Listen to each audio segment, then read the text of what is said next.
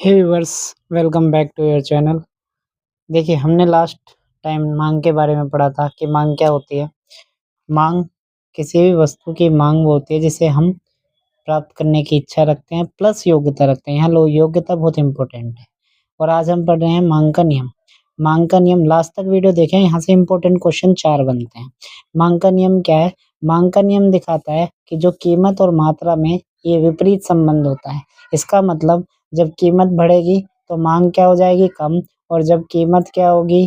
कम, तो मांग क्या हो जाएगी? अधिक। इसका मतलब है कि मांग का नियम दिखाता है कीमत और मात्रा में विपरीत संबंध होता है, लेकिन यहाँ अन्य कारक समान रहने हैं।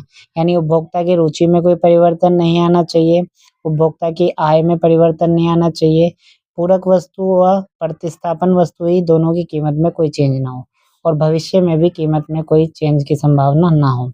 ठीक है, अब मांग का नियम आपने समझ लिया, लेकिन नेक्स्ट क्वेश्चन इंपॉर्टेंट है कि मांग का नियम क्यों लागू होता है या दोनों में विपरीत संबंध क्यों होता है। तो हमने एक नियम पढ़ा था, राशमान सीमांत उपयोगिता का नियम, जहाँ पर MU क्या होती है? लगातार घटती रहती है। और जब उपभोक्ता एक इकाई नेक्स्ट खरीदता है, उसकी MU घटती है, तो उसी यूनिट को दोबारा खरीदना नहीं चाहता। आप उस यूनिट को कब खरीदोगे? जब वस्तु की कीमत क्या हो जाए? कम। आप उसी यूनिट पर लगातार घटती हुई MU को यूज़ नहीं करेंगे। इसलिए सीमांत उपयोगिता का नियम लागू होने के कारण भी मांग का नियम लागू होता है। अगला है आय प्रभाव। आपको पता है आपकी आय बढ़ेगी तो आप क्या कर देंगे? खर्च ज़्यादा कर देंगे। ठीक है? तो जब भी वस्तु की कीमत क्या हो जाती है? कम। यहाँ ध्यान रखना, यहाँ आय नहीं बढ़ रही, कीमत कम होने से जो आय है वो बढ़ जाती है, यानी उसका मौद्रिक खर्च बढ़ जाता है।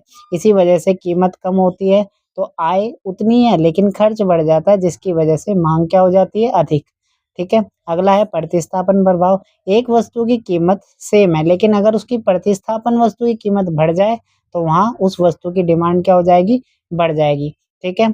उपभोक्ता की संख्या। जब वस्तु की कीमत क्या होती है? कम, तो जो उपभोक्ता पहले नहीं खरीद पा रहे अब वो भी खरीदेंगे, जिसकी वजह से उपभोक्ता की संख्या बढ़ जाएगी, मांग बढ़ जाएगी।